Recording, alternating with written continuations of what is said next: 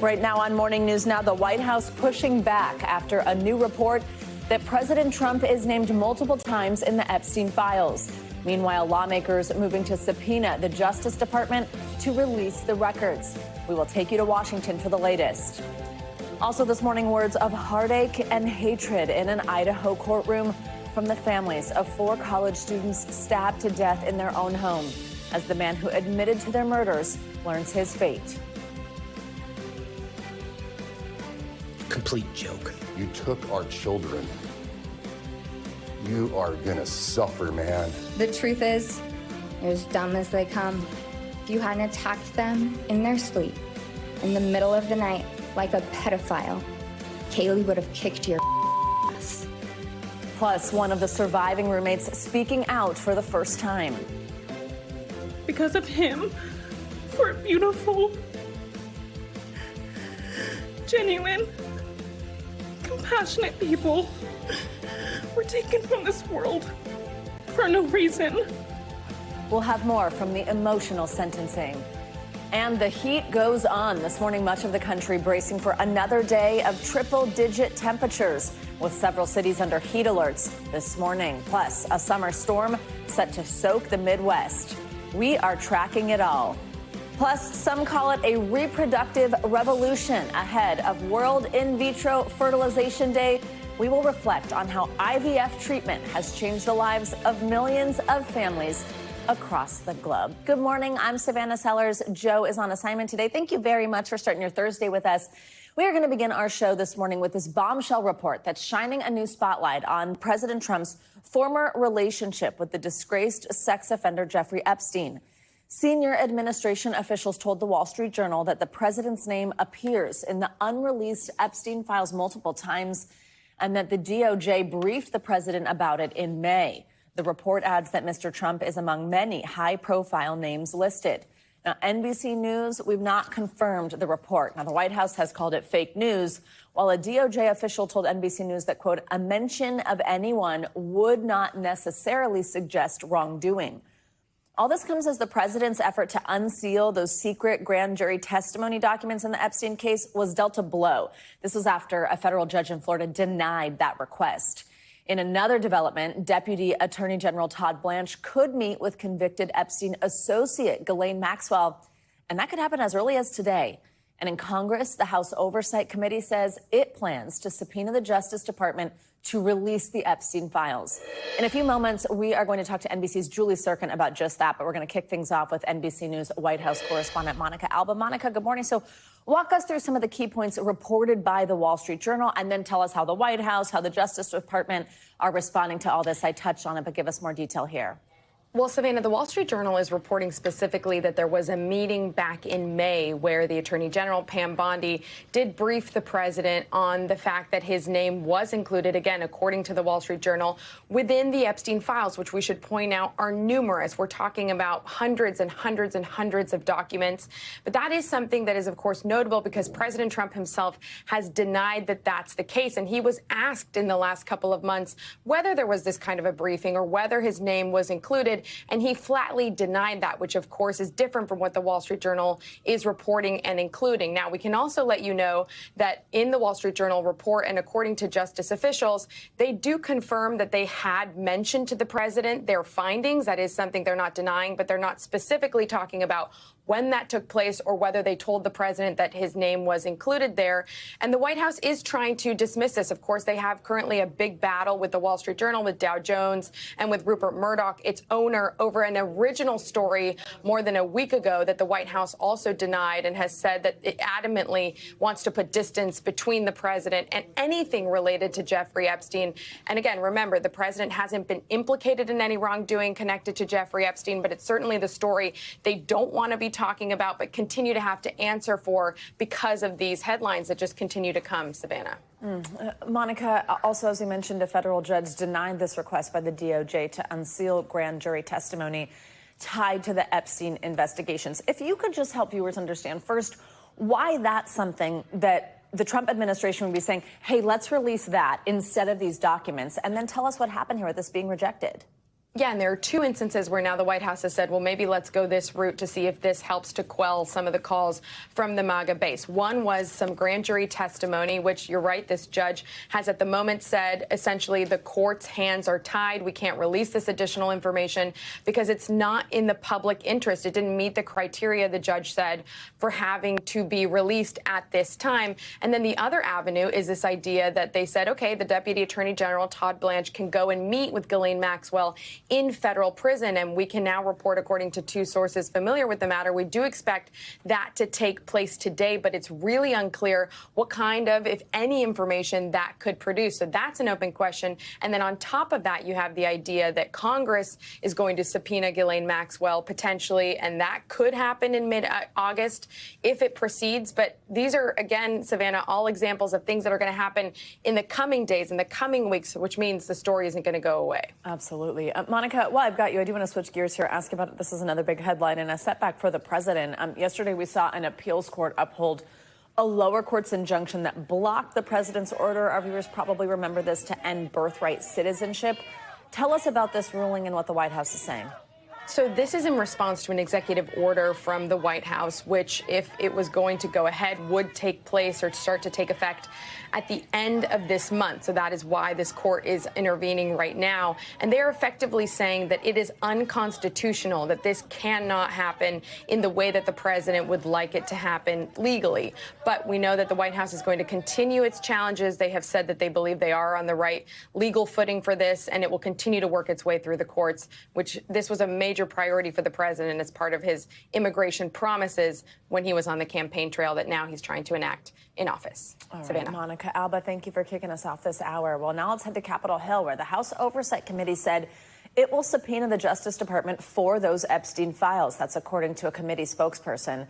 Well, a group of Republicans joined Democrats to pass the motion. It was introduced by Democratic Representative Summerlee. This was an 8-2 vote yesterday. The committee will also issue subpoenas to several other people, including Bill and Hillary Clinton, James Comey, Merrick Garland, and William Barr. This comes after the committee subpoenaed longtime Epstein accomplice Ghislaine Maxwell for a deposition next month. NBC News Capitol Hill correspondent Julie Sirkin joins us from Washington with more on all this. Julie, good morning. Obviously, this is the big news this morning. First, tell us, what do these subpoenas mean? Does it mean the public gets access to these files? We get more information from them? What happens next? Not so fast, but this is a significant step, Savannah, and good morning to you, forward in the House Democrats' efforts to try and push this story along. But Republicans are definitely helping them out. You mentioned some of them voted on that panel to advance these subpoenas, in part because Republicans did try to soften the blow of forcing the administration's hand, essentially crossing the president here, by including the names of other officials that are red meat to the base, like Hillary and Bill Clinton, like William Barr, like Loretta Lynch. All of these officials and individuals that the public has probably not heard of from years in any kind of official capacity, people that haven't been in power for a long time, but certainly people that the Trump base continues to want to spread theories about. And so Summerlee, a Democrat from Pennsylvania, offered a motion to subpoena these files from the Department of Justice. They would be unredacted. Congress would have them in full. And it really depends on when James Comer, the top Republican on that panel, signs off on the subpoena. But again, he signed off on the subpoena to Ghislaine Maxwell pretty quickly. So the Democrats expect the same here. Julie, as someone, obviously, you've been on the Hill for a long time. We know how much things usually fall along party lines. This is not so much the case here. I mean, just what's this whole battle over the handling of these files done to the atmosphere there, as we see Republicans join with Democrats on certain things and then some kind of hold out because the president says so? Well, Speaker Johnson is trying really hard to make this a partisan issue. He keeps blaming Democrats, both in his comments to us on the Hill and in his comments on X, on Spaces. He had a conversation with some MAGA influencers yesterday, and all he does is try and paint this as an issue that Democrats are trying to exploit Republicans in. He also points out the fact that Democrats did not try to release these files when President Biden was in power. But the counter argument to that is that the president and his base and Republicans are the ones who kind of of put this conspiracy out there, that there exists this list, that there exists these documents that implicates all of these individuals. And that is why the Republican base wants to hear this issue out. Democrats are having a field day with this. To be clear, there were some conversations yesterday. Does this distract from their messaging on that so-called One Big Beautiful Bill, the social safety net programs that will be cut as a result of that? They pushed back quite forcefully. The top Democrat, Hakeem Jeffries, said he thinks these two issues are connected. And by the voting, by these subpoenas in the Oversight Committee, both to Maxwell but also to the DOJ with these files and even these other individuals, it'll make sure that this story goes on. And it's really becoming a Hill versus White House story and not a Republican versus Democrat story at all. Julie, one other thing I want to talk to you about, something happening later this morning, the Senate re-voting on 7 of President Trump's judicial nominees. What are some of the big ones here, and why a revote? Jeanine Pirro is one of them. Remember, she's somebody who the president nominated to be a top attorney here in D.C. That's when another nominee was struck out because he didn't have the votes. But she's not really the top story here, and that's because the reason for this delay is because you'll remember last week, Senator Cory Booker surprised pretty much everybody when he stopped a committee hearing that was considering some controversial nominees, most particularly somebody named Emil Bovee, who has a long list, a long background that Democrats say is problematic. There was a whistleblower who alleged that he is somebody in his personal capacity as a lawyer to the president, and later on, of course, as a counselor in this administration, tried to tell the administration they can defy court orders. Still, though, Booker ended up speaking over a process in which Republicans tried to push forward with those votes. Other Democrats left the room. There has to be at least 2 members of the minority party present when those votes take place. In this case, it was just Booker in the room, and so 7 of those 12 nominees didn't get voted out successfully, and that's why the Senate Judiciary is doing a do-over today. All right, Julie Sirkin, thank you so much. Well, Columbia University has agreed to pay a $200 million fine to settle a dispute with the Trump administration over allegations it violated anti-discrimination laws. Now, back in March, the White House canceled $400 million in grants to the Ivy League school, accusing the university of, quote, inaction in the face of persistent harassment of Jewish students. Columbia and other universities have been targeted by the Trump administration. This is for those massive student protests we saw on campuses across the country against the war in Gaza. It called on schools to cut financial ties with Israel. Under this agreement, a vast majority of the terminated grants will be reinstated to Columbia. And despite the resolution agreement, Columbia said that it does not admit to any wrongdoing. Well, the families and friends of the Forest Lane University of Idaho students faced Bryan Kohberger, the man who pleaded guilty to murdering them yesterday as he was sentenced to life without parole. NBC News correspondent Liz Kreutz has more on the powerful and emotional moments in the courtroom. A gut-wrenching day in court. Why did I get to live and not them? As family members and friends of the 4 University of Idaho students brutally murdered in their off-campus home 3 years ago. You're a joke. Complete joke. Faced convicted killer Bryan Kohberger directly ahead of his sentencing. There are the panic attacks. The kind that slam into me like a tsunami out of nowhere. I can't breathe. I can't think. I can't stop shaking. One of the victim's surviving roommates, Dylan Mortensen, who saw Kohberger in the house that night, speaking publicly for the first time. He is a hollow vessel, something less than human. A body without empathy, without remorse. Kohberger expressionless throughout his sentencing hearing as grieving loved ones read emotional victim impact statements. Today we are here to prove to the world that you picked the wrong families. The father of Kaylee Gonzalez even turning the podium to face his daughter's murderer head on. The world's watching because of the kids, not because of you. Nobody cares about you.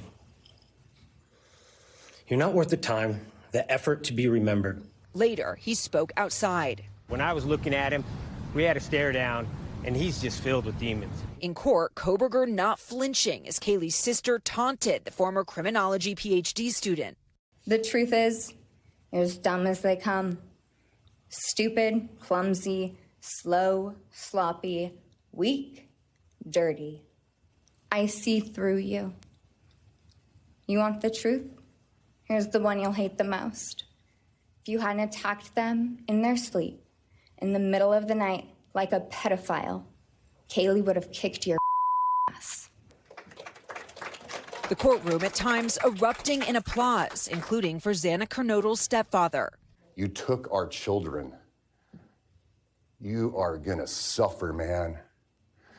I'm shaking because I want to reach out to you, but I hope you feel my energy, okay?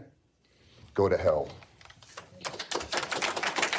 The plea deal was controversial among the victims' families, some wanting a trial with a potential death penalty and the chance they might get more answers. Xana Kernodle's aunt with a surprising message for the killer. Bryan, I'm here today to tell you I have forgiven you because I no longer could live with that hate in my heart. Kohberger only breaking his silence once when asked by the judge if he'd like to make a statement before sentencing.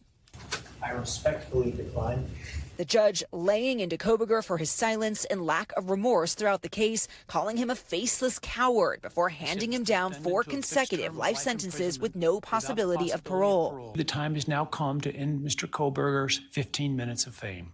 But perhaps the most poignant moments, the tributes to the 4 young lives that were stolen. Kaylee Gonzalez, Madison Mogen, Ethan Chapin, and Xana Kernodle. Because of him, 4 beautiful, genuine, compassionate people were taken from this world for no reason. He took away how they made everyone feel safe, loved, and full of joy. He took away the ability for me to tell him that I love him and that I'm so proud of them. And being there in that courtroom, one of the most striking things was watching Bryan Kohberger sitting there emotionless while even his own mother was there crying, the judge at times welling up along with several of the family members and friends of the victims. But Kohberger showed no indication of remorse as he was escorted out of that courtroom to begin life in a maximum security prison. Back to you. All right, Liz, thank you so much. Well, now we have trial attorney and legal analyst Misty Maris here on set with us for more. Thank you so much for being here, Misty. Great to see you. So this plea deal, it's really divided the families. It, of course, spared Kohberger from the death penalty.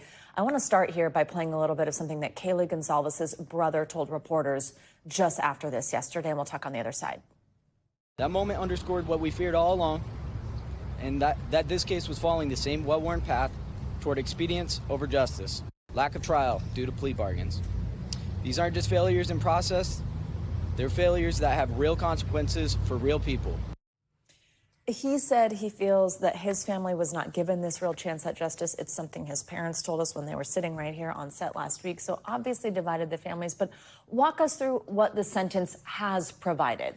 Absolutely. So as the prosecutor said at the very end of his statement before the court yesterday, when Bryan Kohberger walks out of here in shackles and the door closes behind him, that's the end. You can put this behind you. You have finality. So now Bryan Kohberger is serving 4 fixed life sentences, meaning no possibility of parole, 10 years plus 10 years for a burglary. That means he will spend the rest of his life in prison. And he waives his right to any appeal, to seek leniency or resentence down the road. So this was truly to put this behind all of the families who, of course, they're torn, they're grieving, but it does provide finality when trial is always a gamble, even when it seems like it's not. This has obviously been such high interest, and I'm sure a lot of our viewers were actually fully watching our special report yesterday of this sentencing. And they may have heard, they may have caught, there was a little discussion, kind of almost like an instruction from the judge about the possibility of an appeal. Explain to us what the judge said, and is that totally off the table? Yes, so the judge said that if you file an appeal, you'll be violating your plea agreement. So he made that point to Kohberger. There's a Supreme Court case called the Garza case, which found that there's no absolute, even when there's an appeal waiver, there's no absolute rule that says a defendant or an incarcerated individual can't file an appeal. They could still do it and go through the process. It is unlikely to be successful, but that Supreme Court case opened the door. So he almost gave a warning that it would violate the terms of your plea and there could be consequences. And that's part of the reason why the judge has said that he's holding back some of what's under seal with the court until that time to file a notice of appeal actually expires. And would that mean that the death penalty could be back on the table should he file an appeal? It absolutely could be. There's lots of different things that could happen if he were to violate that plea agreement. Got it. Okay, so the other thing that we've heard from some parents, okay, he's behind bars for the rest of his life. But the fact that the death penalty is not what ultimately happened here means, is there this option? He writes a book, he gives interviews. We obviously are all still wondering about the motive. Does he end up eventually talking about that, saying, to the judge's point, whatever he feels like, whether it's the truth or not one day? And big important question, could he profit off of any of that? What's the legal rules surrounding that? So now that he hasn't had a trial, he's pled guilty. That means that he could speak, because he's not going to have these appeals that are pending where what he says behind bars could impact him.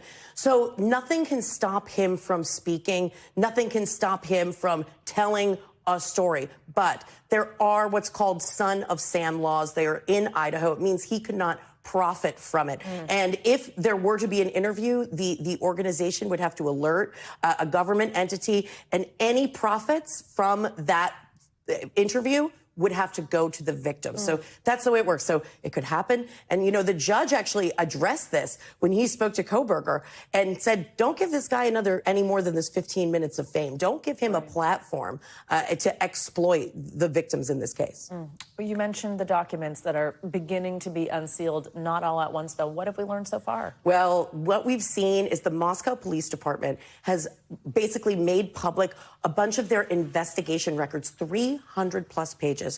And we thought this case could not get more disturbing, but there are even more disturbing details in these documents. The initial investigation saying it was very clear that a struggle occurred. Horrifying scene. Xana Kernodle stabbed 30 times. Kaylee Goncalves, 20 times blunt force trauma and asphyxial injury. So we're learning more, especially from those autopsy reports. Like a struggle. Defensive rooms and a struggle.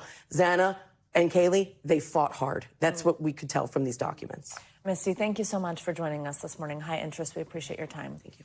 Well, a magistrate judge paused Kilmar Abrego Garcia's release from federal custody yesterday. This comes shortly after a separate judge ruled that Abrego Garcia should be released while he awaits trial on human trafficking charges. Now, Abrego Garcia's deportation case, it of course generated these national headlines. It was after the administration mistakenly deported him to a prison in El Salvador in March over what the government had called at the time a, quote, administrative error. Abrego Garcia was brought back to the U.S. last month and charged with 2 federal felonies. He has pleaded not guilty to both charges. Now, the pause, which was requested by both parties in the case, will allow the government a chance to appeal and give Abrego Garcia's lawyers a chance to seek further legal remedy from the court. The pause is set for 30 days or until further court order.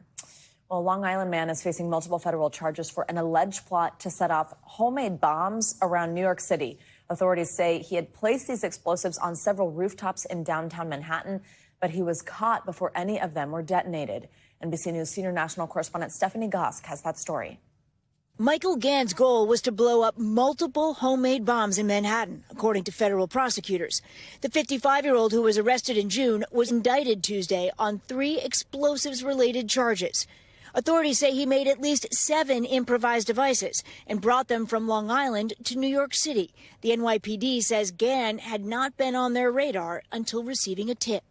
So this was a matter of hours, and important for the public to know that we follow leads not only thoroughly, but incredibly quickly wherever we need to take them in order to keep the public safe. The bombs, according to the indictment, made with chemicals and components bought online, including 200 cardboard tubes and 50 feet of fuses. One of the IEDs contained 30 grams of explosive powder, which is approximately 600 times the legal limit for consumer fireworks. The indictment alleges Gann tossed one of the IEDs onto the subway tracks on the Williamsburg Bridge and stored 5 of the homemade bombs, along with 4 shotgun shells, in New York City's Soho neighborhood on multiple apartment rooftops. One of those rooftops is right here, a place where people live, work, where tourists come to shop. It is chilling to imagine what may have happened if Gann had followed through with this alleged plot. We're still working to discern the intent. Authorities do not specifically say what Gann's motive was, but included this social media post in the indictment. Tagging President Trump, it reads in part, "Here in New York City, it's too bad the wall wasn't built. They seem to be coming and coming." Gann has not entered a plea, and his attorney would not comment on the case. All right, our thanks to Stephanie Gosk for that report. Well, the criminal complaint says Gann had a long rap sheet with at least 30 arrests. Nearly half of them were felonies. Authorities say he has a history of mental illness. Well, in an update on a story we brought you yesterday, the young man at the center of a traffic stop that ended in violence in Jacksonville, Florida, is speaking out for the first time since his arrest. It comes after video of the incident went viral, appearing to show him getting punched in the face by a police officer. NBC News correspondent Marissa Parra has the details and a warning. Some of the video is disturbing. Yeah, for the first time, we are hearing from the driver who filmed that moment, that encounter with police that went viral this week. And together with his attorneys, they say they are pursuing all legal avenues in their quest for justice. Can you call your supervisor? Can you call your supervisor? All right, go for it. For the first time since this video of a Florida traffic stop turned violent captured the nation's attention, the man at the center of it talking publicly about that day. I just really wanted to know, why I was getting pulled over and why I needed to step out the car when I know I didn't do nothing wrong. I was really just scared. The driver, 22-year-old William McNeil Jr., posted this video of the February incident already in progress, recorded when Jacksonville officers pulled him over, according to the arrest report, in part because his headlights were off in the rain. Body cam video released by the Jacksonville Sheriff's Department shows McNeil received several warnings. Open the door and exit, or we are going to break the window. Before an officer broke his window and punched McNeil in the face. Exit the vehicle! What he exhibited was a 21st century Rosa Parks moment. Now represented by civil rights attorney Ben Crump, McNeil pled guilty to resisting an officer and driving with a suspended license. He can be seen in his booking photo with a bloodied lower lip, his family demanding justice. And you need to terminate that officer immediately. Immediately. The officer in question, Donald Bowers, had 5 previous complaints according to police records. 3 of them were substantiated, resulting in either counseling or reprimand. Bowers' statement in the arrest report says, quote, the suspect was reaching for the floorboard of the vehicle where a large knife was sitting. McNeil spoke with Tom about that allegation. I never reached for the knife. The knife was under the seat and I was held at gunpoint. Jacksonville Sheriff's Office says Officer Bowers has been stripped of his law enforcement authority while the department conducts an internal review. Now, we did attempt to reach out to Officer Bowers himself. We reached out to the local police union. We have not yet heard back. But we did hear from the mayor of Jacksonville, who called this incident disturbing and says she will wait for the results of that internal investigation with Jacksonville Sheriff's Office. All right, Marissa, thank you.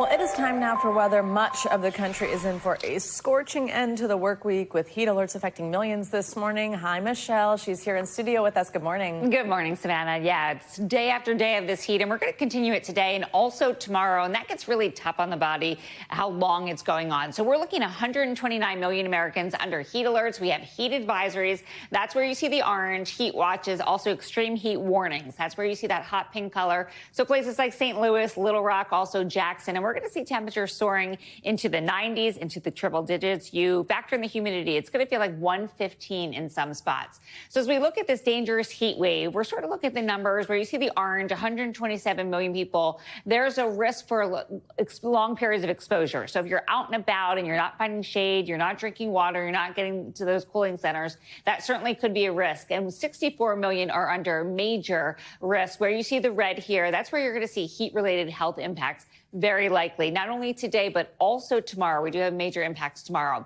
It's all due to that big heat dome in place, kind of tacked in place, not moving, and it's ushering in this heat and also this humidity. There is a little relief on the way. That comes in the form of a cold front. So you can see back behind this cold front, we are seeing that relief, but ahead of it, still so warm and sweltering in places. 100 degrees today in Dallas. It will feel like 103. It's going to feel like 94 in Atlanta, feeling like 105 in Jacksonville. It's going to feel like 93 in D.C. So that's today. Then tomorrow, that heat dome doesn't budge. So we're still looking at temperatures well into the 90s, into the triple digits in some spots. Dallas feeling like 104 tomorrow. It's going to feel like 104 in Augusta, too. And D.C. tomorrow feeling like 107. So then as we go throughout the weekend here, we're looking at temperatures still staying toasty. We're looking at 80 degrees on Sunday in Boston, 88 on Monday in New York City, and temperatures into the 90s in D.C., not only Saturday, but Sunday and also Monday. And keep in mind, Those are the air temperatures, not the humidity involved. And then as we look towards the southeast, still really toasty too. We're looking at triple digits in Jacksonville by Monday and close to the triple digits on Sunday. So this heat wave is particularly dangerous because it's long and because it's so extreme and the humidity levels are still so high. Oh, my goodness. All right. Hot weekend ahead. Yeah. Michelle, thank you so much. Sure. There's much more to come here on Morning News Now. Later this hour, they are playing defense off the court. WNBA players with a message to the league as contract talks heat up. The latest on negotiations and what is at stake. First, though, after the break, the plea for help in war-torn Gaza as the humanitarian crisis there grows. We'll be right back. We are back with the latest in Gaza, where the World Health Organization warns that mass starvation is spreading. This week, more than 100 humanitarian organizations signed a joint letter calling on Israel to send more desperately needed aid and medical supplies to the enclave. Now, the Hamas-run Palestinian Ministry of Health says more than 100 people have died from hunger, the majority of whom are children. This comes as the State Department official tells NBC News that President Trump's special envoy to the Middle East, Steve Witkoff, is traveling to Europe this week for meetings on a wide range of issues, including the war in Gaza. Now, Witkoff is expected to continue pushing for a ceasefire and peace deal, which could hopefully bring some desperately needed aid relief to the people of Gaza. Well, an accidental wrong turn is turning into a life-changing nightmare for one DACA recipient and his family. DACA, as you might know, it stands for Deferred Action for Childhood Arrivals. It gives protection for undocumented immigrants who came to the U.S. as kids. Eric Hernandez, an El Salvadoran native, simply missed his exit at the U.S.-Mexico border, and now his attorney says he will likely be deported. Reporter Shelby Bremer from NBC San Diego has the details. He's always been there for us. A few years ago, Nancy Rivera had 2 young daughters, was in school, and didn't know how to drive. A friend introduced her to Eric Hernandez, saying he could give her a ride to her classes. In the car, they fell in love. He showed me that, I know you have family already, but I'm here to support you. They welcomed another daughter and got married last fall. She's an American citizen and he's a DACA recipient, brought to the U.S. from El Salvador 20 years ago when he was 14. He's now a rideshare driver and was taking passengers from L.A. to the border in San Ysidro when he missed his exit and ended up in Tijuana. When that happened, he lost everything, basically. His attorney, Valerie Sagamini, says with DACA, you need prior approval to leave the U.S.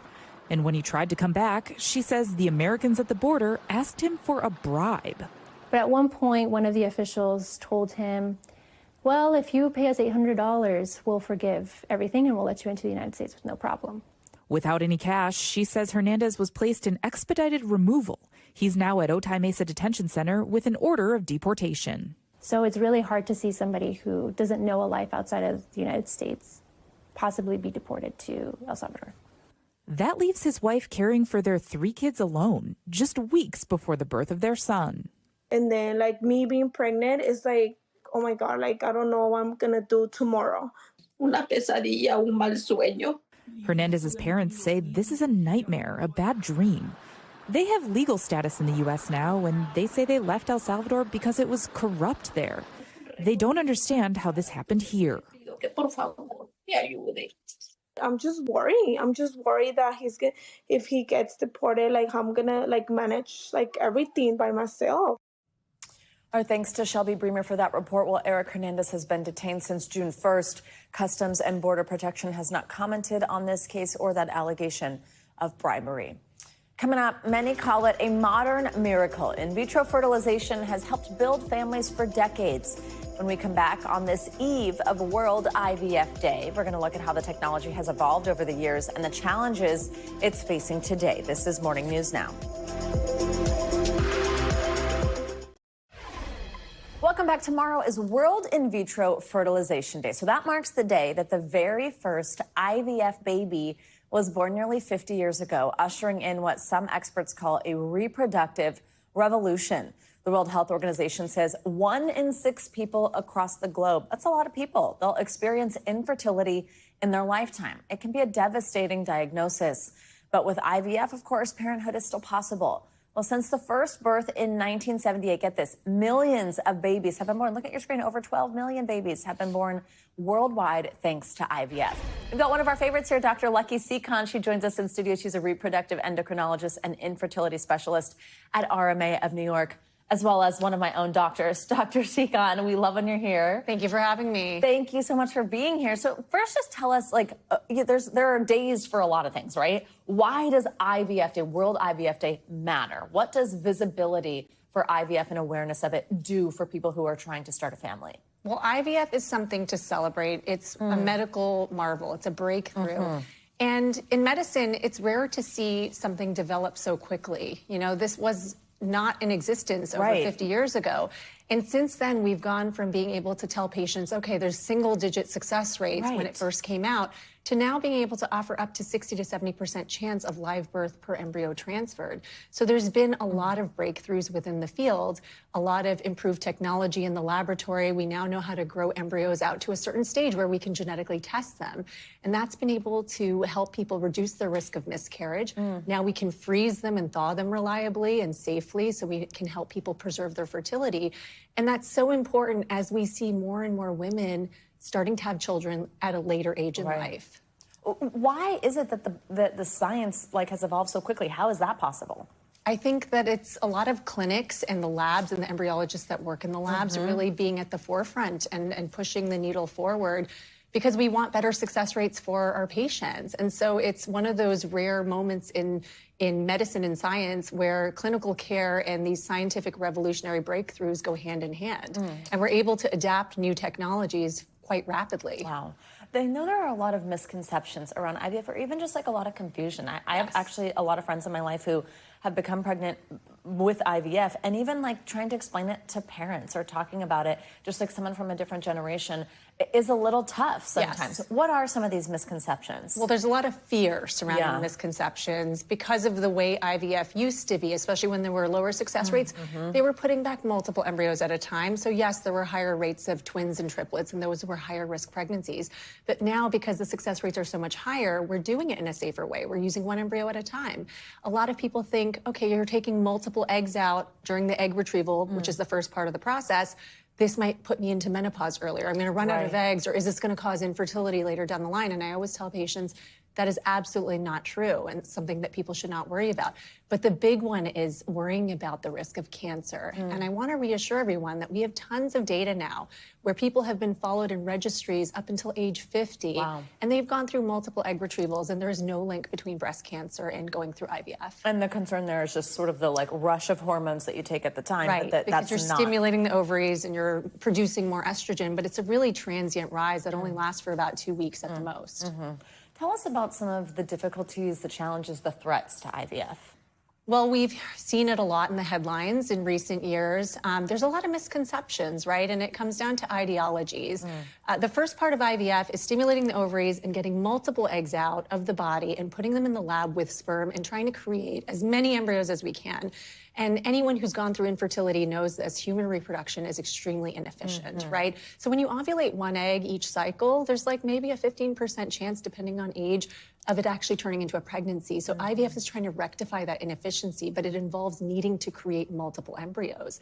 And most eggs won't turn into an embryo or a baby. So people are scared because a lot of people think about an egg that's fertilized being a human life.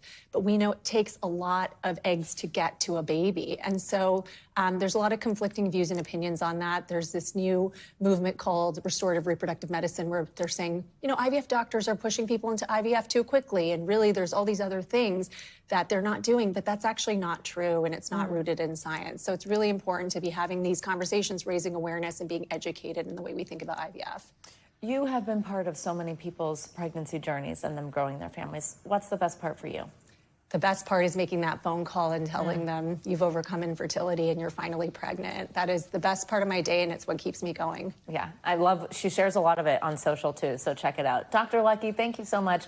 Always great to see you. Love you. Thanks for being here. Coming up, some say it's smart, others say it's going too far. I'm kind of nervous to ask, but we're going to see. Anything wrong? Do you have any? Yes, it has a stain on it, and I couldn't take it out. That's fine. Up next, we're going to take a trip to Costco, where some customers are really taking advantage of the store's long-term return policy, and it's sparking a viral debate. That's next on Morning News Now. We are back with a look at Costco's very, very forgiving, very generous satisfaction guarantee. Some TikTok users say they are returning everything. I mean, seriously, everything. Get this, from dead flowers to 4-year-old couches, all thanks to the wholesaler's famously lenient return policy.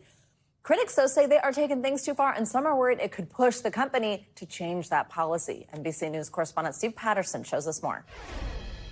When TikToker Evelyn Juarez saw that her toddler had done this. Look at what this human did.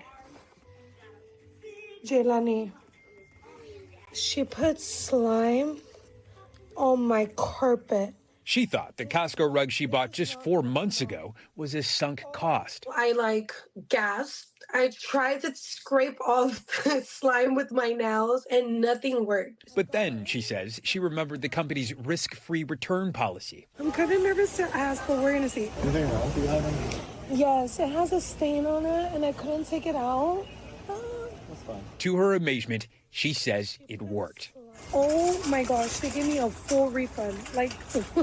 Okay, Costco, you want a forever member. Evelyn's return, just one apparent example of the company's famous risk-free 100% satisfaction guarantee to members, allowing customers to return almost anything, with some exceptions for things like diamonds and alcohol and cigarettes and airline or concert tickets.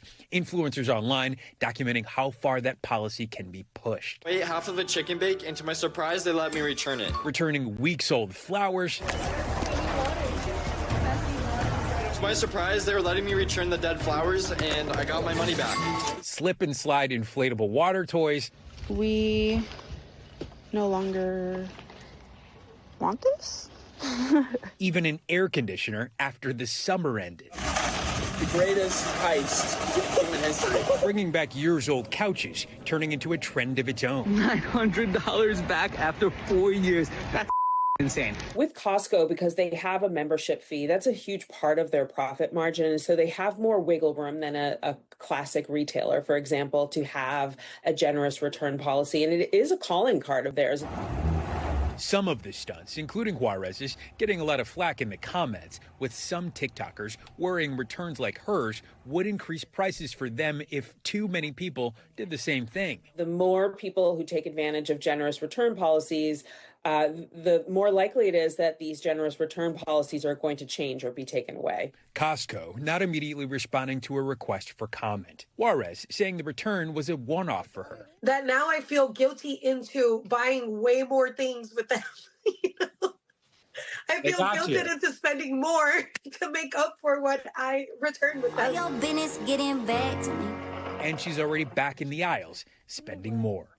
Steve Patterson, NBC News. Huge Costco fan right here. That's pretty funny. All right, let's get to what else is making financial headlines this morning. Google's parent company, Alphabet, is riding high on Wall Street after a massive Q2. CNBC's Silvana Henao joins us with that and more. Hey, Silvana, good morning. Hey, Savannah, good morning to you. Yeah, well, shares of Alphabet, well, we're seeing them rise as the parent company of Google reports better than expected quarterly earnings. Now, the company's cloud software business benefiting from the boom in spending on AI, although Google Search is facing increased competition as users shift towards AI bots like ChatGPT. You know, NBC Universal is exploring whether to launch a sports cable network that could debut as soon as this fall. The Wall Street Journal reports it would primarily carry sports that are also streamed on Peacock. NBC Universal is the parent company of NBC News, and the network would be offered to cable and satellite providers as part of specialty packages of similar channels, while media companies have been dealing with viewers cutting the cord on cable and turning to streaming. Live sports is one of the most lucrative markets in television.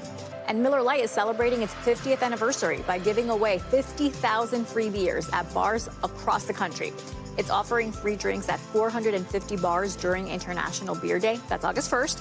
And it's hosting a special New Year's Eve style beer drop at a brewery in Milwaukee. If you can't make it to any of the bars listed on Miller Lite's website, you can still take part online as that beer drop event will be streamed live, Savannah. It's a lot of beer. All right. It sure is. Silvana, thank you so much. Get it. Well, if you tuned into the WNBA All-Star Game this past weekend, you may have seen a strong message from players. This is all going on along with their negotiations with the league for a new collective bargaining agreement. It was on their shirts. This is what it said. Look at your screen. It said, "Pay us what you owe us," just in plain black and white. Well, as things stand, the current contract is set to expire after the season ends in October. Now, the Players Association, clearly, they're going all in on this right as the league is seeing its most successful season yet in terms of attendance and viewership. And also get this, if both sides don't reach an agreement before the deadline, the WNBA could face its first ever lockout in its 28-year history. To help us break this down, we are joined by USA Today sports columnist Nancy Armour. Nancy, good morning. Thank you so much for joining us. So this is a nuanced one, and I want to start this with some stats. So this is according to the financial website MarketWatch. It says WNBA players split less than 10% of the league's total revenue. That is compared to the 48 to 51% players get in the NBA, the NFL, the NHL. And what I think is interesting about that stat is there's been kind of a lot of chatter, you know, when we're talking about should they get paid more, like, oh, well, these other leagues make more by, you know, with merch being sold, with ticket sales, with viewership. But that right there just shows the disparity in what is being taken home by players. So tell us what the players are asking for right now. Hi, Savannah. Well, you just pointed it out. Revenue sharing is one of the big focuses. The players, from the time that they opted out, gave the league a list of priorities, and the top two were bigger salaries and a larger portion of revenue sharing. The players believe that they are the ones contributing to this rocket-fueled growth, and they deserve a piece of the revenues that they are generating. Is there anything in particular that you think could be holding things up here? Is it that? Do you think the league is not willing to give that salary or that revenue share? You know, that's a good question. The league has not specifically said what it is looking for from these contracts. Kathy Engelbart, the commissioner, has mentioned that, you know, the league last year added charter flights, which cost the league money. So I don't, you know, the league has also not made money or has lost money over most of its history. And so I'm not sure if the league is also trying to recoup that, but they haven't said specifically. So it's kind of hard to know. You know, the players just say that they are so far apart. And one of the players said last week that the proposal that they got was not a whole lot different than what they have now, which obviously is unacceptable to them. Do you think there's any world where they come out of this and, wow, suddenly their salaries are way larger? I think there has to be that scenario. And even Kathy Engelbart has said the players need to be paid more. Now, I think one of the misconceptions is the players are not looking for LeBron James money. You know, they're not looking for NBA or NFL money. But what they are looking for is more equitable money.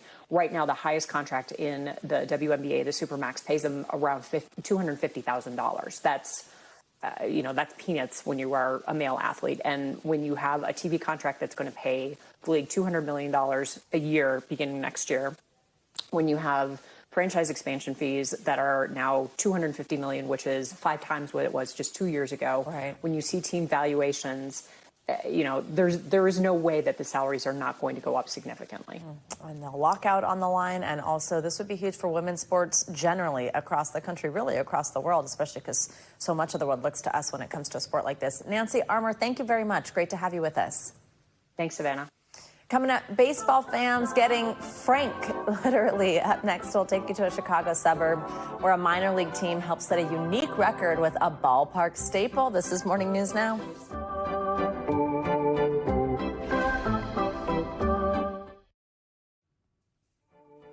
Finally, this hour, when you go to a ballpark, you may bring a glove in hopes of catching a foul ball, right?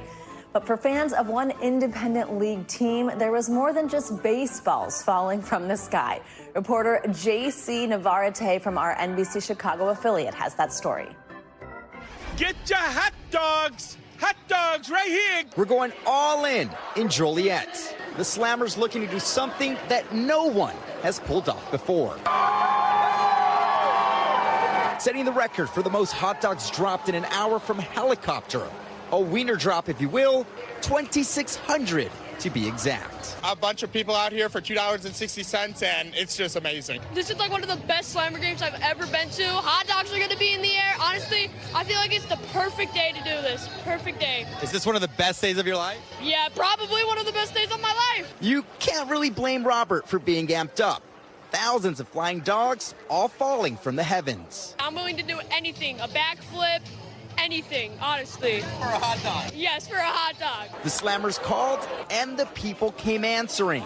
There were those in love, and even the smallest of fans. A sellout crowd for this historic night.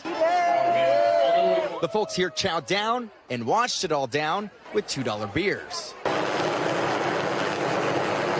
The masterminds here, two legends, Bill Murray and Mike Veck. Veck no stranger to the game and unusual promotions. His dad owned the White Sox when they created Disco Demolition Night. He ensured us a much more tame night than the one at Comiskey back in '79. I'm here just to make sure that if something goes sideways, he takes all the blame. Our thanks to JC for bringing us that story. Now, you saw a glimpse there of legendary comedian and actor Bill Murray taking in the record attempt. He is part of the Slammers ownership group. Isn't that fun? That's going to do it for this hour of Morning News Now. Stay with us, though. The news continues right now.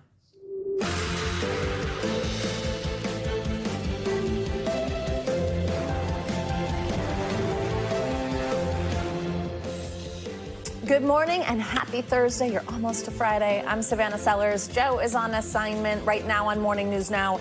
The new questions swirling around President Trump and his handling of the Jeffrey Epstein case. The Wall Street Journal citing senior administration officials now reporting that the commander-in-chief was briefed on those files back in May, with his name coming up multiple times. It all comes as the White House seemingly looks to shift the national conversation by launching fresh attacks on former President Obama. We've got the latest from Washington. Also this morning, that unrelenting heat dome baking millions up and down America's heartland this morning. Temps in some spots could feel close to, get this, 115 degrees, if you can believe that. And the Mother Nature's latest scorcher isn't calling it quits just yet. Our Michelle Grossman is standing by with your full forecast. Plus, convicted killer Bryan Kohberger back behind bars this morning after a judge handed down 4 consecutive life sentences for the grisly murders of those University of Idaho students. The heart-wrenching moments in court as the victims' families faced Kohberger for likely the last time. And later in the hour, we might still be sweating it out through summer, but that has not stopped some eagle-eye shoppers from cashing in on holiday deals, where you can find that perfect gift for under the tree without breaking the bank this year. Oh, come on. It's not time to do that quite yet. Thank you so much for joining us. We're going to begin this hour at the White House. That's where President Trump is facing this new scrutiny over the Jeffrey Epstein case. Now, citing senior administration officials, as I mentioned, the Wall Street Journal reports that the president was briefed by his attorney general back in May and told his name appeared multiple times in the Epstein files. NBC News has not confirmed that report. Now, the Trump administration pushing back against that report. NBC News senior White House correspondent Garrett Haake has the latest. We knew that President Trump's name appeared in public evidence records surrounding the Epstein case, but this latest reporting is raising new questions about the president's relationship with Epstein, as well as his administration's transparency in its handling of this case.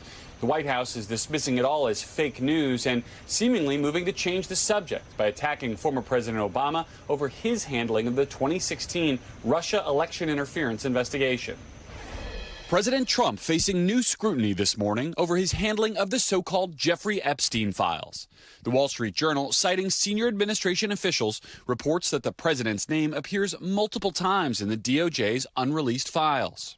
The Journal also reporting Attorney General Pam Bondi briefed the president in May about those findings, telling him that his name was mentioned in the files, along with many other high-profile figures. Neither the White House nor the Justice Department have publicly confirmed that the president was briefed about his name. But a DOJ official tells NBC News a mention of anyone would not necessarily suggest wrongdoing. The Attorney General, writing in a statement, nothing in the files warranted further investigation or prosecution, adding, as part of our routine briefing, we made the president aware of the findings. Last week, the president was asked what Bondi told him about the files. Did she tell you at all that your name appeared in the file? No, she's given us just a very quick briefing, and in terms of the credibility of the different things that they've seen. Meanwhile, a House committee voted to issue subpoenas to the DOJ and 10 prominent political figures for information on Epstein. The committee also setting an August 11th date to depose Epstein's accomplice, Ghislaine Maxwell, who's currently serving a 20-year sentence. Some Republicans pressuring the president to release more information. Release the damn files. The White House appears to be trying to shift the focus away from Epstein. Tulsi, thank you for being here. Director of National Intelligence Tulsi Gabbard attempting to rewrite the history of Russia's 2016 election interference, accusing former President Obama, without evidence, of manipulating intelligence. Gabbard releasing an 8-year-old House Republican report that took issue with the intelligence community's finding that Russia tried to help Trump win in 2016. A bipartisan Senate report released in 2020 under then Intel Committee Chairman Marco Rubio concluded Russia did interfere to help boost Trump. So help us from a 50,000-foot level explain, what do you now have that refutes those two conclusions? My job, again, as I said when I came into this role, was to make sure that we are telling the truth to the American people. Later today, DOJ officials are expected to hold their first meeting with Ghislaine Maxwell and her legal team, according to 2 sources familiar with the planning, as the administration looks for ways to make more information about this case public. That push for information hit a roadblock in Florida yesterday, where a federal judge rejected the department's bid to make some secret grand jury transcripts of an early Epstein investigation public. 2 other requests for grand jury records are still pending in front of judges in New York. All right, Garrett, thank you so much. Well, for more on this, let's bring in NBC News legal analyst Danny Savalos. Danny, good morning. So we just heard there from Garrett that the House Oversight Committee planning to subpoena the Justice Department to release these Epstein files. But tell us, how does that process work? Does that actually mean that the documents will eventually be released? Or is there a way that this could be challenged or the president maybe could say, no, you're not doing that? You answered your question within your question, because you're exactly right, Savannah. Congress votes, they issue a subpoena, they serve DOJ with a subpoena. And ordinarily, if this was just a judicial subpoena, usually people respond. But in congressional subpoena land, it's a little different. DOJ could, in theory, simply respond and provide the information. But more commonly, they will negotiate DOJ with Congress for more time, or they will only partially respond. A lot of different things can happen, but most of the time it's negotiation. Whereas in the situation with courts and judicial subpoenas, it's usually a court action. But often you'll see an agency like DOJ try to negotiate both for more time and for the terms of compliance. But it does not mean that on the date indicated in the subpoena, you can expect DOJ to simply turn over what they've been asked or subpoenaed to turn over. Danny, the other thing happening in this case, Garrett just mentioned this a moment ago, this federal judge in Florida denying a request by the Justice Department to unseal grand jury transcripts related to the Epstein investigations. I think part of what might be confusing for people is, okay, so the Trump administration, his Department of Justice is saying, we want these transcripts released and we're going to fight for that. But then on the other hand, the Justice Department has in their possession information, documents that they're saying they're not releasing. What is it here that's going on? Why are they saying, hey, we want these transcripts from grand jury testimony to be released? And is there anything else that they could do to try to move that forward? Why is that valuable versus the documents they already have? These are 2 different categories of curated information. The evidence or information that DOJ has is going to be much more expansive. Think of anything like tips, anonymous information provided. Everything goes into their file. Whereas meanwhile, when we're talking about a grand jury proceeding, the government is only putting as much into evidence as they need minimally in order to get an indictment. So there is a different kind and level and a volume of information in each different category. But you are exactly right. Some of that information was obviously submitted to the grand jury and is protected by Rule 6, the grand jury secrecy rule, and some of it is presumably in DOJ's own file. So there is a bit of a schizophrenic approach in the sense that DOJ is asking for release from one branch of government and then simultaneously resisting another branch of government that is seeking to get that same information, some of the same information from DOJ. Danny, quickly, while we've got you, I do want to switch gears here, ask you about this appeals court upholding that nationwide block on President Trump's order to end birthright citizenship. What does that ultimately mean? Where does it leave that push to restrict it?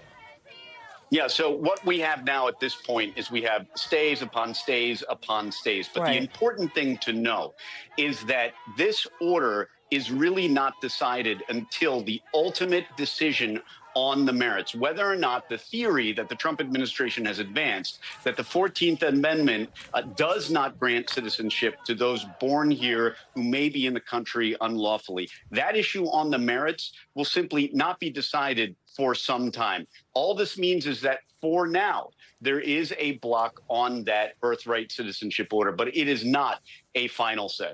All right, Danny Ceballos, thank you so much. Well, there are signs of potential progress this morning in President Trump's trade wars.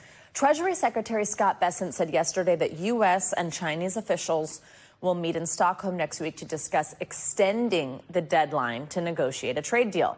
It comes after President Trump announced new deals this week with the Philippines and Japan. Yesterday, Bessent appeared optimistic that even more negotiations could happen ahead of the president's August 1st deadline. That's when those tariffs as high as 50% could hit goods from dozens of countries. I think what we'll see on August 1st, President Trump has said that anyone who doesn't have a deal by August 1st will go back to the April 2nd reciprocal trade date, but that doesn't mean, or trade tariff level, but that doesn't mean we can't keep negotiating. And as a matter of fact, that may apply a bit more pressure as the rate gets ratcheted up. Investopedia editor-in-chief Caleb Silver is here to tell us what that all means for the markets, for your wallet. Caleb, good morning. So they're set to take effect next Friday here. We're hearing some news of deals. We're hearing some news of potential time for deals to be made. What would you say the state of this trade war is right now? Well, if you look at the deal made with Japan, that's kind of a big one when you think about the size of the trade we do with Japan. 15% now, but Japan had to agree to invest some $550 billion in the U.S., and I think that's the kind of deal that the Trump administration is looking for. They'll lower the tariff rate as long as these countries promise to put more money into America through some sort of investment fund and prop up our economy. What I think is interesting is there's almost like optimism around like deals being made, even though those deals still put us at much higher tariffs than when prior to this trade war even starting. How are investors, how are markets reacting to this? And does it remain optimistic as these tariffs really settle in and we start to see price impacts? Yeah, when you look at the stock market at record highs, you have to say that investors are looking way past this. And since we really haven't seen the implementation of hard tariffs yet, we don't really know what that's actually going to mean for prices. Tariffs are going to cause inflation one way or the other. It could be 10%, 15% in terms of higher prices on goods. How does that boil down to us as the consumer? We really haven't felt it yet when we look at CPI, the Consumer Price Index, or retail sales. Starting to see it a little bit in apparel, definitely seeing it in the automotive sector. But by and large, we haven't felt the impact. And investors are saying maybe it won't be as bad as we thought. Certainly not as bad as we thought it would be on so-called Liberation Day. And they're looking at corporate profits right now, and they look pretty good. Do you think we see this extended again? Probably, because that's sort of been par for the course right now. And if there's negotiations that are positive for the United States, that is, we'll probably see this kick down the road yet again. Okay, we also have to talk about the fact that the White House is saying that the president may visit the Federal Reserve this afternoon, or at least that's on the schedule. There has been a lot going on here. He's been pressuring Fed Chair Jerome Powell to lower those interest rates. There has been discussion, though he did deny, at least for now, that he's planning to try to oust him from that job. There's this conversation going on about a renovation in the building. What are you watching for here? Yeah, this is one of the first times a president has actually gone down the avenue to visit the Federal Reserve to inspect basically the renovation, but also maybe to have a tough talk with Fed Chair Powell. He said he won't fire him because Powell's term does end next May, but the notion of potentially appointing a shadow Fed governor to kind of steer the way the Fed is going to work, that is definitely in play. And don't forget, there's 12 Fed governors that vote on Fed policy. It's not as if Fed Chair Powell is making the decision himself. It's just more pressure on the Federal Reserve and more of this shadow of the executive branch over the Federal Reserve, which has been independent since 1914. All right, Caleb Silver, thank you so much. Well, the brutal summer heat march is on this morning. Tens of millions of people are coping with high temperatures and humidity, and it's far from over. NBC News correspondent Shaquille Brewster is in Chicago, just one of the cities sweating it out with a heat index in the triple digits. Shaq, I'm wondering just how hot it already is before probably the sun's even fully up there. How are people coping? Yeah, we are bracing for when those temperatures will feel like triple digits. But right now, that heat and humidity is already here. You know, I brought out my trusty thermometer here. I've been out when the thermometer has said 0, but right now it says just about 80 degrees. But, you know, this is only going to go up as we go through the course of the morning. And this is a situation that people across the country are feeling. You have this morning nearly 130 million people waking up to some sort of heat alert. You ask how people are coping with it. Well, that's when you hear local officials opening up those cooling centers. You see folks going to the beach, taking some relief and getting some relief at the pools. And then you have officials also reminding folks, watch out for those signs of heat exhaustion. Make sure you keep that water bottle handy. Try to stay cool. Take those breaks in the shade, because this heat, especially now that we're on day 2 of it, could really start to turn dangerous. And Shaq, it's not just heat, it's humidity too, right? That's it. It's the humidity as well. And it's the combination of those two that makes it feel so sticky and so uncomfortable. You can keep walking. Go ahead. There's some people, a crowd forming on this sidewalk here. But I also have a humidity monitor. I'm going to call this the official Chicago Bureau humidity monitor that says right now it's 82% humidity in the air. When the humidity goes up along with the temperatures, that's when you get what feels like those triple-digit temperatures. You know, yesterday we were outside of Wrigley Field where they were having that afternoon game, and they were warning folks of the heat advisory that was in effect. They set up extra hydration stations. They had extra misters in the area. So you have folks taking it seriously, even if, you know, Chicago, we deal with a lot of cold weather, so people enjoy the increase in temperatures, but you want to make sure you're safe as you're doing so. Yeah, it's true. Shaq, they just want to get their weather report live, know what to prepare for their day, so they're listening exactly, to you. Yeah. Shaq, though, it's also not just the heat, right? I mean, there are also still these powerful storms.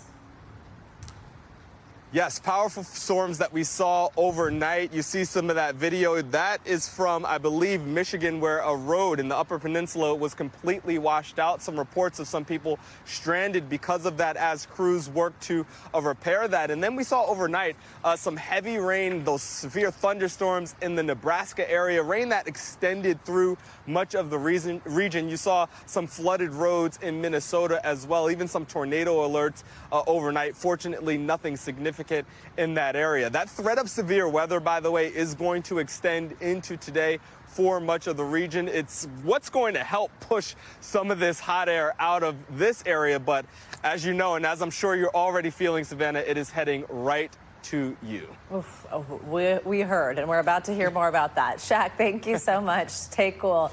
Well, now let's get to NBC News meteorologist Michelle Grossman. She's looking at that heat. She's going to tell us how it's coming for us on the East Coast. Michelle, good morning. Good morning, Savannah. And yeah, we're looking at 129 million people under heat alerts. That includes heat advisories in this orange color. We have a heat watch and extreme heat warning. That's in the hot pink color. So we're looking at places like St. Louis, Little Rock, Jackson. So the middle of the country just baking today. Also parts of the Northeast into parts of New England also. And as Shaq mentioned, we're going to see temperatures really soaring into the 90s, into the 100s. That's one piece. The second piece is that humidity. It makes it feel warmer. And he also talked about this, the cold front that's going to bring a little bit of relief in some spots. We're already seeing relief back behind this front. This is going to sink a little further to the south and east. It's also going to bring some storms too.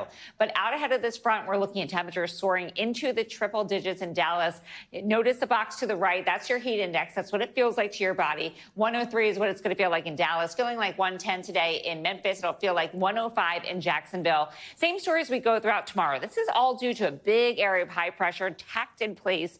And we are looking at temperatures once again on Friday to finish out this work week into the 90s, into the triple digits. It's going to feel like 107 in D.C., feeling like 101 in Cincinnati. It will feel like 104 in Dallas. Then notice that cold front sinking a little further to the south and also to the east. And speaking of that cold front, this is where we're going to see showers and storms along it.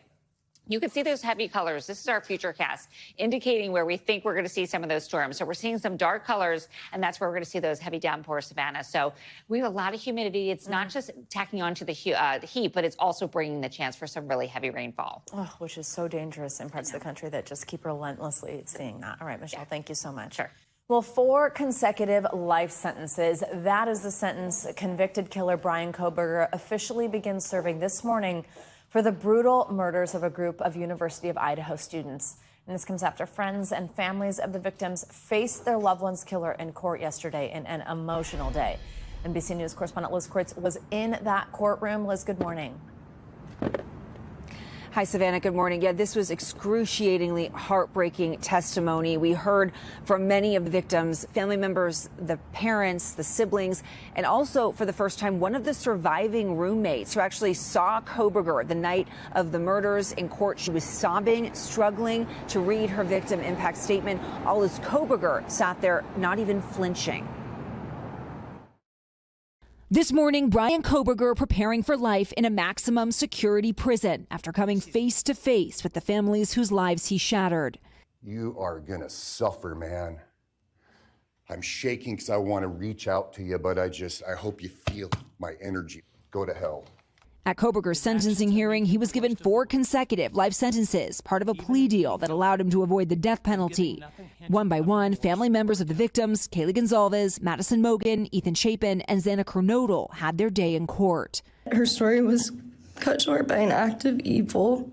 The father of Kaylee Gonzalez turning the podium so he could address his daughter's killer directly. Your actions have united everyone in their disgust for you. Her sister taunting the 30-year-old former criminology student. No one is scared of you today. No one is intimidated by you. No one is impressed by you. No one thinks that you are important. I will call you what you are. Sociopath, psychopath, murderer. If you hadn't attacked them in their sleep, in the middle of the night, like a pedophile, Kaylee would have kicked your ass.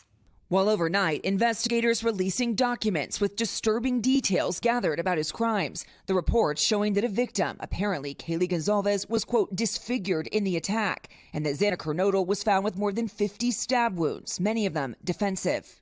The documents also revealing that Gonzalez told her roommates about alarming events near the house, including that she saw an unknown male staring at her while she was out with her dog about a month before.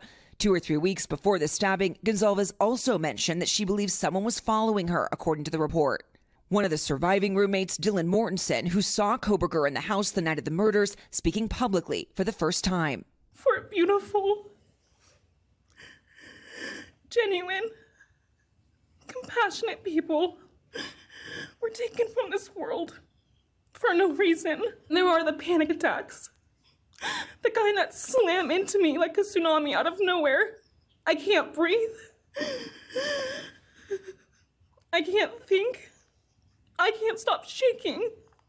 From Kohberger himself, no answers as to why he committed the horrifying crimes. I respectfully decline. In my view, the time has now come to end Mr. Kohberger's 15 minutes of fame. After the hearing, lead prosecutor Bill Thompson defending the controversial plea deal. I don't believe there's anything that would come out of his mouth that would not further victimize the families. Now the victims' families turning toward the future. Evil does not deserve our time and attention. We are done being victims. We are taking back our lives. And in that hearing, the judge also laid into Bryan Kohberger, calling him a faceless coward. His mother was also there in court, at times weeping, but he showed no emotions, no signs of remorse. He has now been transferred out of county jail and into the state's custody, where he will spend the rest of his life in a maximum security prison. Savannah. All right, Liz, thank you very much. There's more to come on this hour of Morning News Now, including the very special reunion in one Florida community that's bringing shark attack survivors back together with the medical teams that saved their lives. But first, after the break, a lunch hour ambush that left 3 Ohio police officers shot and a suspected gunman dead. More on those scary scenes next.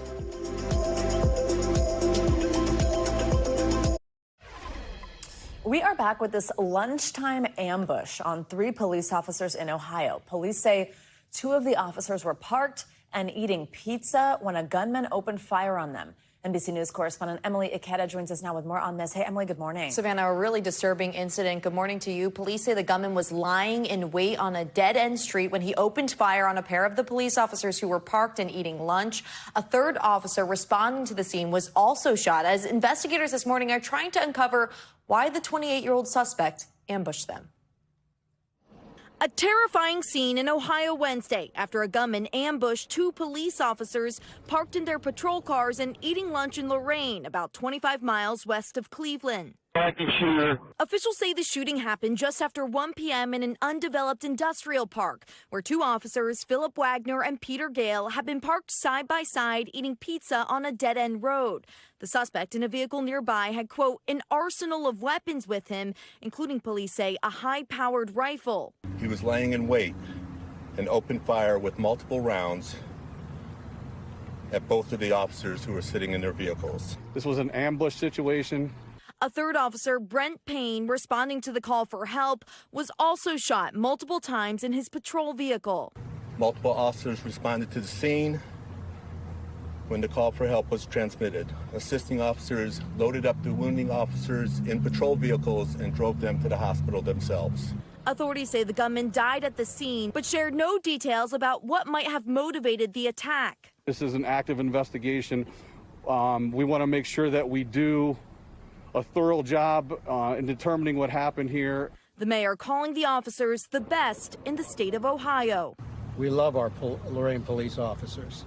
It's a tragic day in the city of Lorain, but we're a strong city, and we're going to move forward.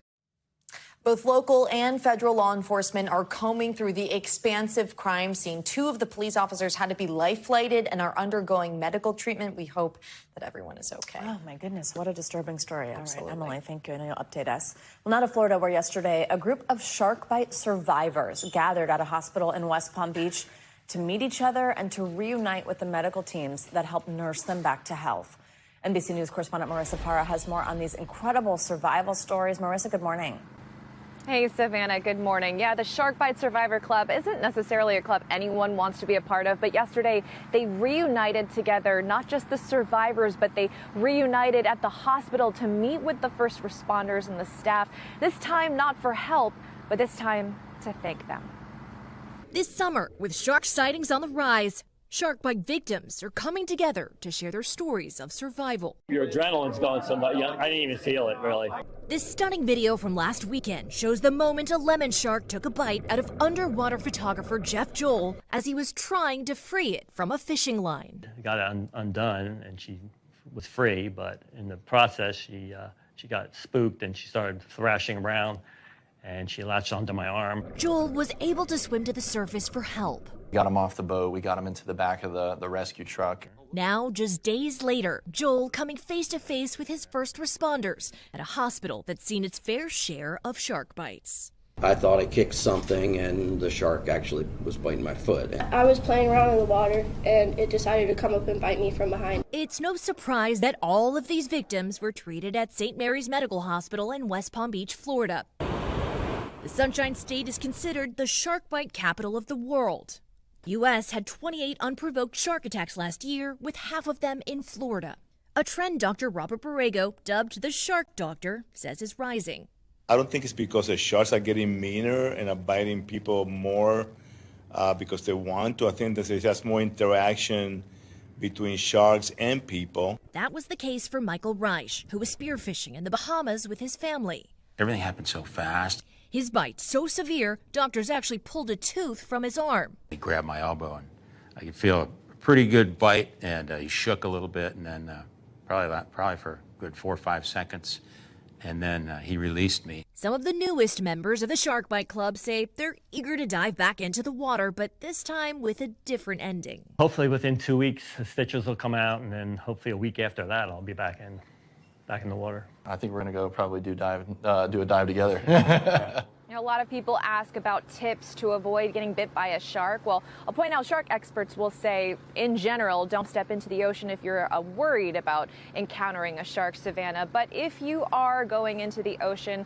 avoid wearing shiny jewelry and definitely avoid swimming near schools of fish, since that is their main bait for sharks. But Savannah, I will say I admire the tenacity of these guys who not only don't hold it against the sharks, but are eager to get back out there, Savannah. Really? Oh, my goodness. Marissa Parra, thank you so much. Well, coming up, America's dental health is back in the spotlight this morning, why the FDA is now throwing the future of critical fluoride supplements into question, and what patients need to know. The doctor's in next.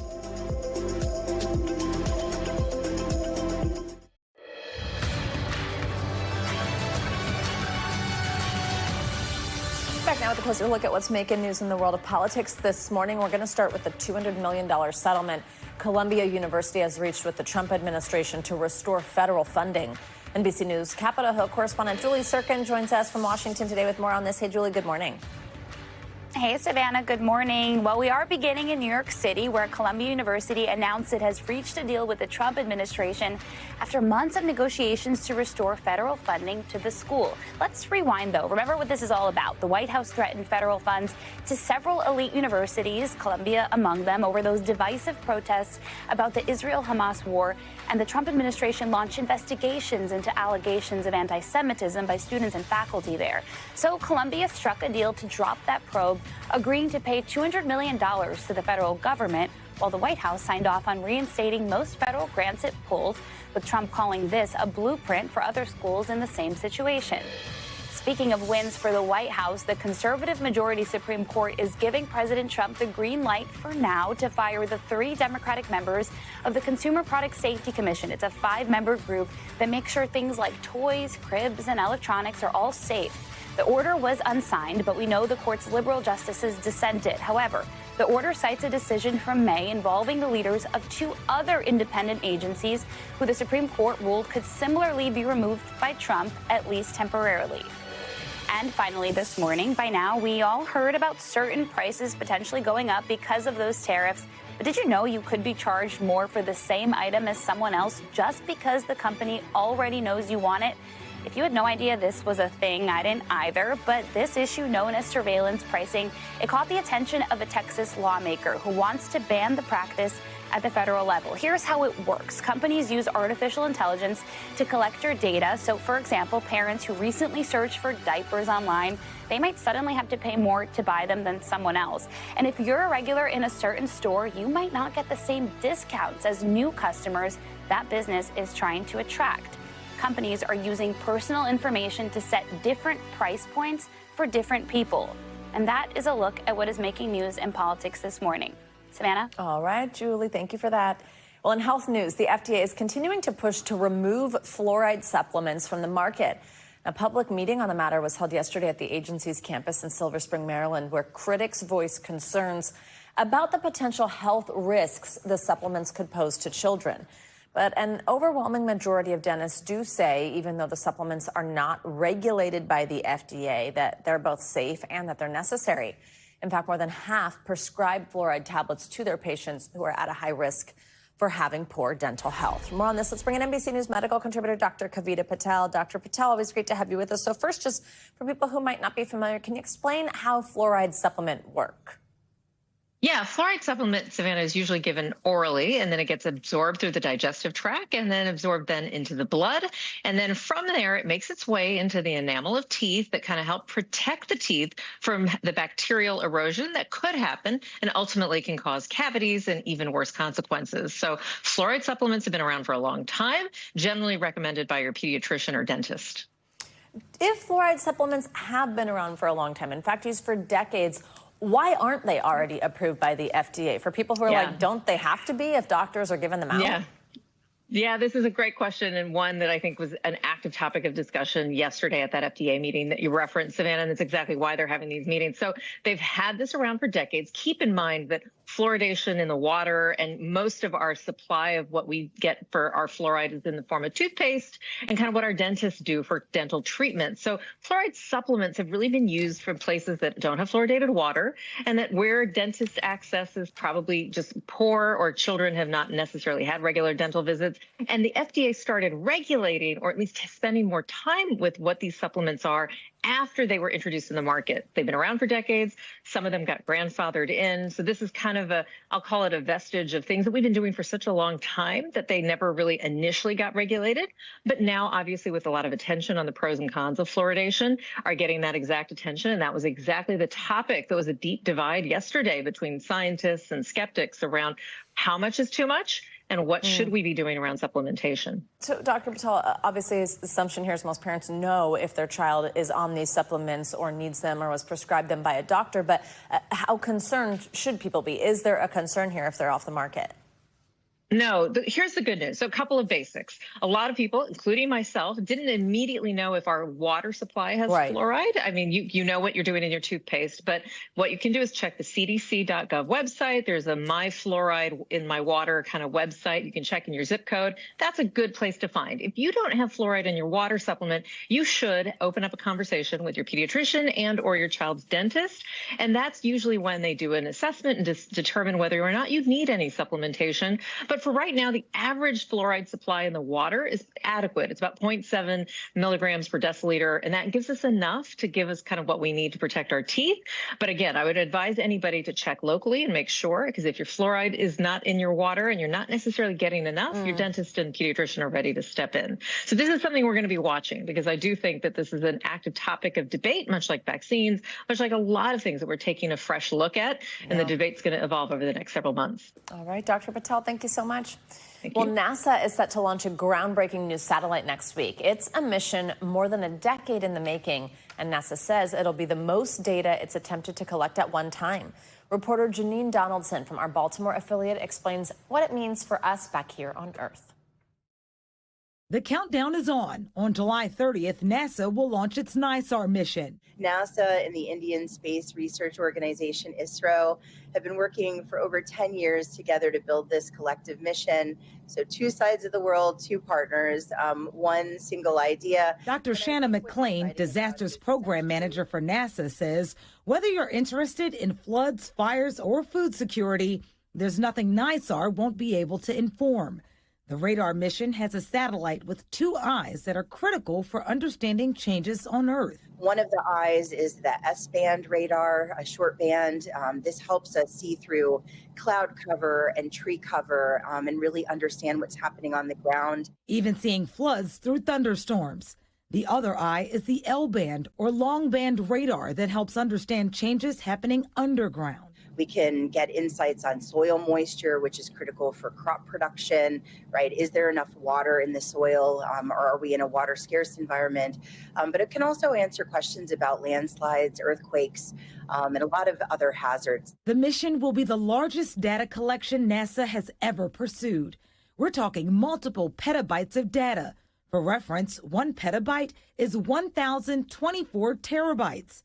Entire teams have been dedicated to answering the question, how do you comb through all that data? There is a number of science teams that are working to build products, right? Like information, turning the data into actual insights and information that can be used. She says all the data will be openly available on NASA's data archive systems, helping gain insights on how to recover after disasters and make communities more resilient. I'm really excited about the opportunity to better understand the risk to natural hazards across the United States before we end up in a situation of disaster. You can watch the satellite launch from India on NASA Plus.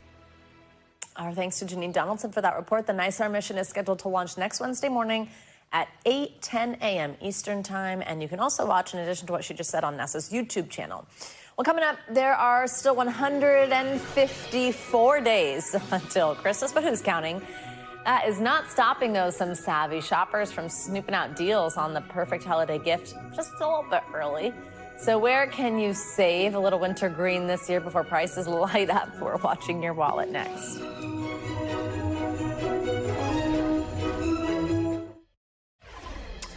Welcome back. Can you believe this Christmas Eve, exactly 5 months away? Oh, yeah, it's the 24th. That might seem like a long way away, but retailers and some savvy shoppers are gearing up for the holiday season. Let's bring in NBC News business and data correspondent Brian Chung. Brian, this is ridiculous. No, it's not. And how could the music not get you in the mood? You know how much I am like all about Christmas, totally. Yeah. But I like each season to get its due, and I am not about shopping 5 months early. You're going to forget about the gifts. Well, I mean, yeah, you can put them in your... I mean, look, it's never too early to start shopping, all right? And before people start freaking about Santa hats and elves when it's 100 degrees outside. Exactly. Remember, there is this looming threat, though, of higher tariffs that are due to the tariff trade war, and it's got some shoppers a little more willing this year to get in on Christmas a little early.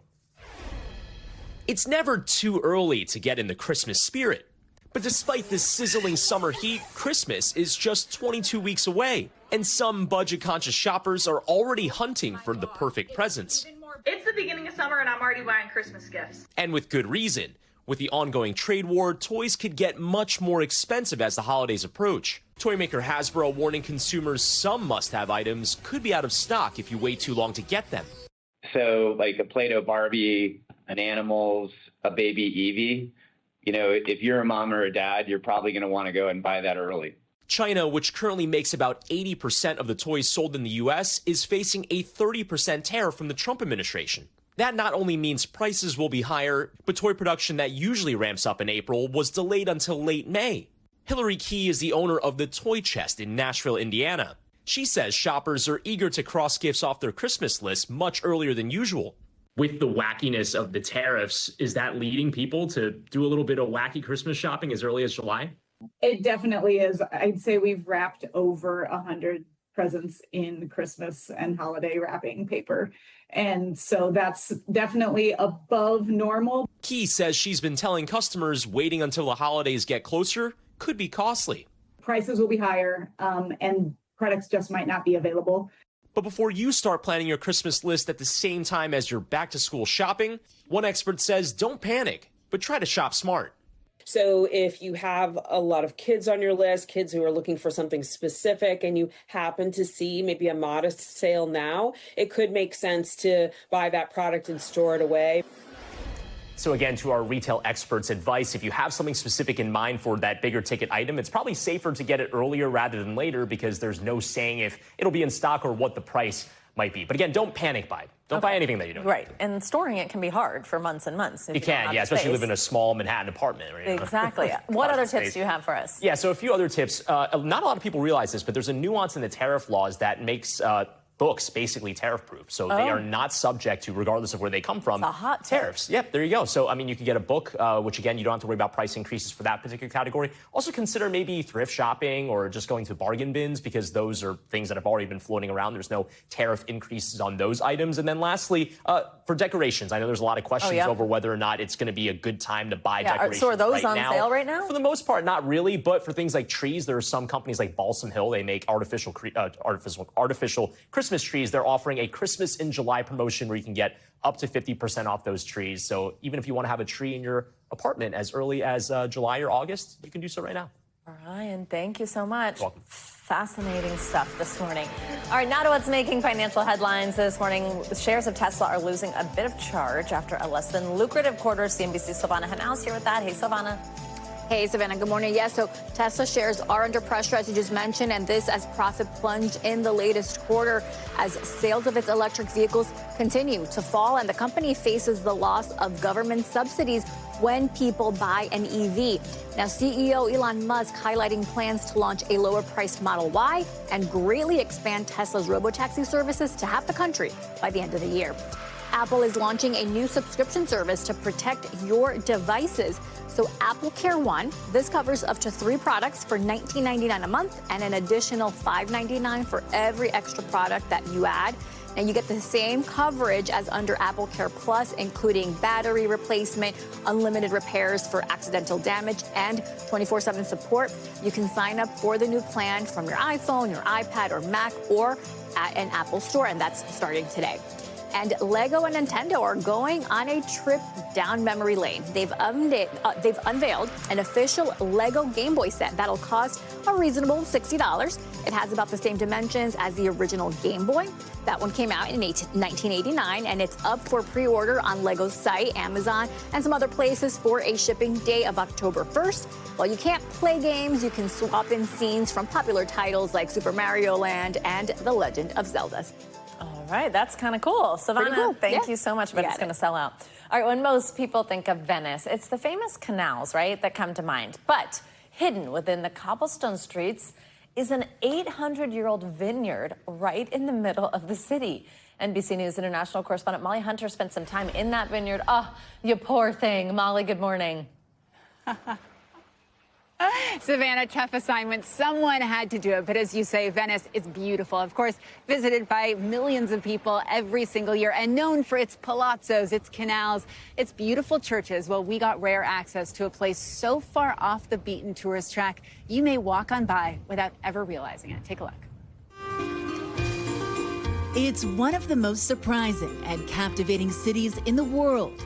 The labyrinth of canals revealing beauty and history around every corner. But away from the floating city's crowds, through an unsuspecting gate, into the cloisters of a medieval monastery, hidden behind this door, is a secret only few know about. The San Francesco della Vigna, Venice's oldest working urban vineyard. An oasis behind stone walls, the vineyard has been producing wine for more than 800 years. Who knows about this place? Even outside, you wouldn't know that this is inside. How do people react when they come in here? They make wow, because they do not expect something like this in Venice. This is Venice too. Is it very exclusive? Yeah, very exclusive. Very exclusive. Father Stefano Cavalli helps care for the vines and enjoys the fruits of the labor too. On this side of the vineyard, the vines are all kind of like little trees that allows you to wander aimlessly through. Venetians have been cultivating vines on the lagoon for more than 2,500 years. The original Franciscan church built here next to the vineyards in the 13th century, reconstructed in the Renaissance in 1534. But in 2019, the Santa Margherita winemakers from the mainland bought the vineyards. The big lesson that we have from the past friars, they wrote day by day everything that happened in the convent. The winemakers began to work with the fathers to redevelop the grapes, replanting native varieties, while keeping ancient traditions alive. It's all natural. We plant by hand. We work in the soil. The winery focuses on Glera, the main grape of Prosecco, and Malvasia, grapes that have learned to thrive in the shallow swampland prone to saltwater flooding. The vineyard is very special because we are in the middle of the lagoon. In the winter, the temperatures don't go so down because we have water all around. At the base of the vineyard, there's this little garage with a couple of boats. There's actually a garage door which opens and closes to the main lagoon. But just like with anywhere else in Venice, the only way to get the grapes off the island to the winemakers is by water. But despite logistical challenges, there was a practicality to producing wine on site, used for the Holy Mass at the local church. In the monastery's library, vines and grapes are often present in centuries-old manuscripts. Wine features prominently in religious rituals and some of the most famous religious works of art. In Leonardo da Vinci's Last Supper, Jesus shares wine with his apostles. But these days, their sparkling wine, Harmonia Mundi, Latin for harmony of the world, attracts high-end sommeliers. The smell is very interesting. Yeah, the mineral touch. As a winemaker, I think that me and my colleagues are very lucky because this is a unique experience. Custodians of an ancient tradition in a unique hidden paradise in the heart of Venice. Now, Savannah, I didn't know this, but there are vestiges of ancient vineyards all over the city. Back in the year 1100, there was even a vineyard in St. Mark's Square.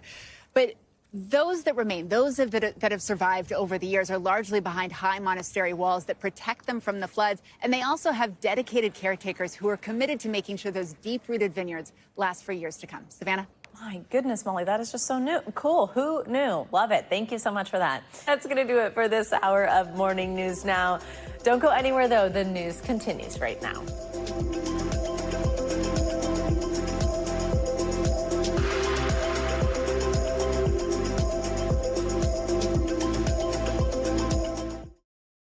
We thank you for watching, and remember, stay updated on breaking news and top stories on the NBC News app or watch live on our YouTube channel.